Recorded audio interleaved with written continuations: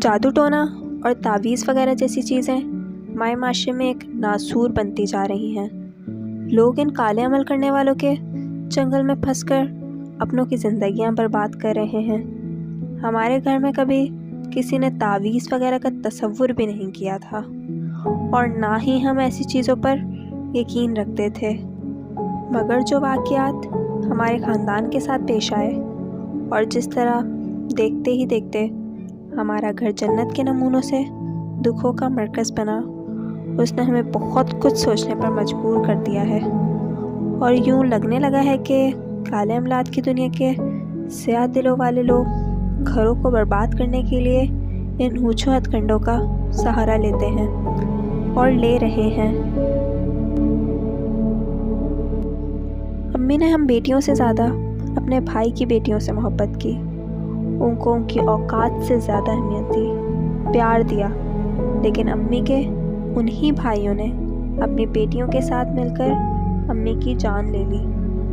کہانی ہے تو بہت لمبی اور رلا دینے والی، لیکن میں ذرا مختصر سی بیان کروں گی تاکہ میرے ساتھ آپ لوگ بھی میری اس کہانی کو پڑھ کر روئیں مت۔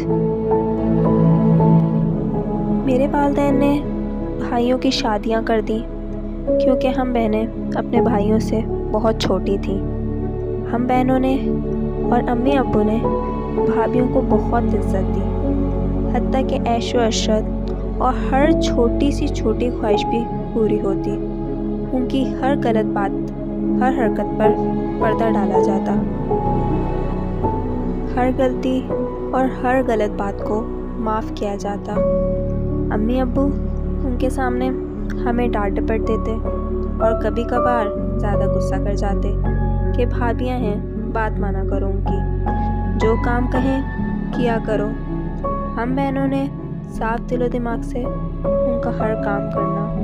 ان کے بچے ہوئے تو ہم سب گھر والے بہت خوش ہوئے کہ رونقیں لگ گئیں گھر میں۔ جب سب سے بڑے بھائی کی شادی ہوئی، امی ایک ہفتے بہت بیمار ہو گئیں، اور ایسے بیمار ہوئی کہ چارپائی سے لگ گئیں۔ ہمیں تو پتہ نہیں تھا کہ تعویذ، دھاگا، جادو ٹونا ہوتا کیا ہے۔ جب محلے کے لوگ ہمارے گھر امی کا حال پوچھنے آتے تو یہی کہتے، تعویذ ہوئے ہیں بہن پر۔ ماموں کی بیٹی کا رشتہ زبردستی بھائی کے ساتھ طے کروا دیا گیا۔ ماموں نے امی کو ایسا کچھ کیا کہ امی جو تھوڑا بہت چلنے پھرنے کے قابل ہوئی تھیں، پھر چارپائی کی ہو کر رہ گئیں۔ محلے کی عورتیں جب بھی امی کا حال پوچھنے آتیں اور پھر وہی بات کرتی، بیٹا تعویذ ہوئے ہیں آپ کی امی پر۔ لیکن ہم نے پھر بھی یقین نہ کیا کہ ہم ان چیزوں سے آشنا ہی نہ تھے۔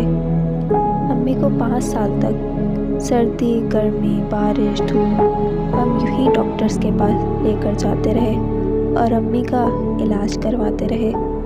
دن رات ایک کر کے امی کا علاج کروایا ہم نے۔ امی کچھ بہتر ہوتی، لیکن امی کے بھائی جب بھی امی سے ملنے آتے، امی کی طبیعت خراب ہو جاتی۔ امی نے کھانا پینا بھی چھوڑ دیا اور روتی کہ مجھے کھانا دو۔ امی کو صرف دلیا دیتے، اس کے علاوہ کچھ نہیں۔ امی کی بیماری کا سفر ایسے ہی چلتا رہا۔ اس کے بعد ماموں نے ہم بہنوں پر تعویذ کروائے اور ہم بیمار ہو گئیں۔ خیر، ہماری بیماری کا سفر بھی ایسے ہی چلتا رہا اور اب تک چل رہا ہے۔ بات ہو رہی تھی بھائیوں کے بچوں کی۔ امی اپنے پوتے پوتیوں کے ساتھ بے انتہا پیار کرتی تھیں۔ ہم نے خود سے زیادہ بھائیوں کو عزت دی، پیار دیا، لیکن انہوں نے بھائیوں کے کان بھرنے شروع کر دیے کہ گھر میں جو چیز آتی ہے ہمیں نہیں دی جاتی۔ حالانکہ گھر میں جو چیز بھی آتی ان کے بچوں کو زیادہ اور سب سے پہلے دی جاتی۔ بس پھر بھائی شروع ہو جاتے ہم سے لڑنے اور اپنا حق لینے۔ امی کی طبیعت خراب ہو جاتی اور ڈاکٹر کے پاس لے کر جانا پڑتا۔ امی ہمیں چپ رہنے کا کہتی۔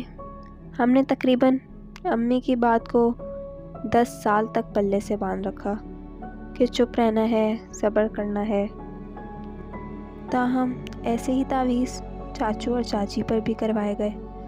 چاچو تو جان سے گئے، جبکہ چاچی کو معذوری کا سامنا کرنا پڑا اور وہ آج کل لاہور کے ایک ہسپتال میں ایڈمٹ ہیں۔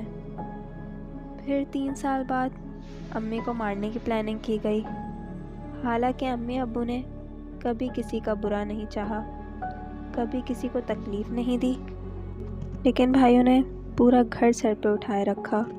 10 سال دن رات لڑائی جھگڑے فساد ہوتے رہے، لیکن ہم نے پھر بھی کوئی بات نہ کہی کہ کہیں بھائی ناراض نہ ہو جائیں۔ پھر کچھ عرصے کے بعد ہمارے ابو پر بڑا بھاری عمل کروایا گیا، ابو پر تعویذ کروائے گئے، لیکن اللہ نے ان کو زندگی دینی تھی اور ابو بچ گئے۔ امی کو اچانک ایک انجان بیماری نے جکڑ لیا اور وہ ہر لمحہ تڑپتی رہی۔ کوئی تکلیف انہیں اندر ہی اندر مار رہی تھی، اور وہ ایک روز ہم سب کو چھوڑ کر خالق کی حضور سے جا